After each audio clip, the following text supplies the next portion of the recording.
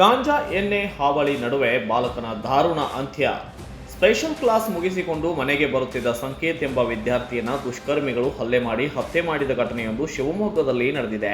ಈ ಪ್ರಕರಣಕ್ಕೆ ಸಂಬಂಧಿಸಿದಂತೆ ಮೃತ ಬಾಲಕನ ಅಜ್ಜ ಹನುಮಂತಪ್ಪ ಅವರು ಸಂಪೂರ್ಣ ತನಿಖೆ ನಡೆಸಿ ತಪ್ಪಿತಸ್ಥರಿಗೆ ಕಠಿಣ ಶಿಕ್ಷೆ ವಿಧಿಸಬೇಕೆಂದು ಆಗ್ರಹಿಸಿದ್ದಾರೆ.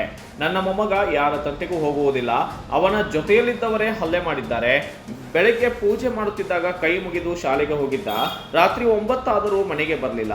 ಕೆಲವರು ಬಂದು ಹೊಡೆದಿದ್ದಾರೆ ಎಂದು ಕರೆದುಕೊಂಡು ಹೋದರು ಎಂದು ಹನುಮಂತಪ್ಪ ಕಣ್ಣೀರನ್ನ ಇಟ್ಟಿದ್ದಾರೆ. ಶಾಲೆ ಮನೆಯ ಹತ್ತಿರವೇ ಇದ್ದು ಸ್ಪೆಷಲ್ ಕ್ಲಾಸ್ ಮುಗಿಸಿ ಸದಾ ಸ್ವತಃ ಮನೆಗೆ ಬರುತ್ತಿದ್ದನೆಂದು ಕುಟುಂಬಸ್ಥರು ತಿಳಿಸಿದ್ದಾರೆ. ಚೆನ್ನಾಗಿ ಮಾರ್ಕ್ಸ್ ತಂದರೆ ಬೈಕ್ ಕೊಡುತ್ತೇನೆ ಎಂದಿದ್ದೆ. ಇಂತಹ ದುರ್ಘಟನೆ ನಮ್ಮ ಕುಟುಂಬವನ್ನ ಕುಗ್ಗಿಸಿದೆ ಎಂದು ಅಜ್ಜ ದುಃಖವನ್ನ ವ್ಯಕ್ತಪಡಿಸಿದ್ದಾರೆ. ಸಂಕೇತ್ ತಂದೆ ಕುಮಾರ್ ಮಾತನಾಡಿದ್ದು, ರಾತ್ರಿ 9ರವರೆಗೆ ಸ್ಪೆಷಲ್ ಕ್ಲಾಸ್ ಇದೆ ಎಂದು ಹೇಳಿ ಹೋದನು. ಯಾರೋ ಹಲ್ಲೆ ಮಾಡಿದ್ದಾರೆ ಎಂದು ಮಾಹಿತಿ ಸಿಕ್ಕಿತ್ತು. ಆಸ್ಪತ್ರೆಗೆ ಕರೆದೊಯ್ಯುವಷ್ಟರಲ್ಲಿಯೇ ಸ್ಥಿತಿ ಗಂಭೀರವಾಗಿತ್ತು. ನನ್ನ ಮಗನನ್ನ ಕೊಂದವರಿಗೆ ಕಠಿಣ ಶಿಕ್ಷೆ ಆಗಬೇಕೆಂದು ಆಗ್ರಹಿಸಿದರು. ಈ ಭಾಗದಲ್ಲಿ ಗಾಂಜಾ ಮದ್ಯದ ಹಾವಳಿ ಹೆಚ್ಚಾಗಿದೆ ಎಂದು ಸ್ಥಳೀಯರು ಆರೋಪಿಸಿದ್ದು, ಪೊಲೀಸ್ ಇಲಾಖೆ ಕಟ್ಟುನಿಟ್ಟಿನ ಕ್ರಮ ಕೈಗೊಳ್ಳಬೇಕೆಂದು ಒತ್ತಾಯಿಸಿದ್ದಾರೆ.